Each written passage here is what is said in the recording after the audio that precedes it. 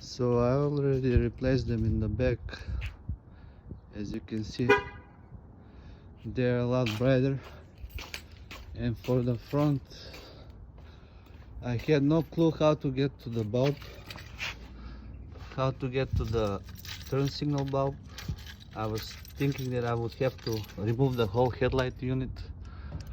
So this is the stock bulb, right? This is the stock, and this is the new one. It's a lot brighter. Okay, so I want to show you guys how to do this. This is the one I already replaced from the driver's side. This one is gonna go in the passenger side. So just go under the truck. Just go under the truck, and this is what it's gonna look like.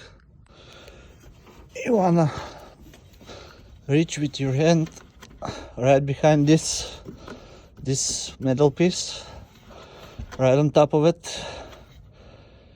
There is a plastic knob. You wanna turn it to the left, loosen it up a little bit, loosen it up. Since it's never been taken off, it's a little bit in there, but it will come out eventually. Okay.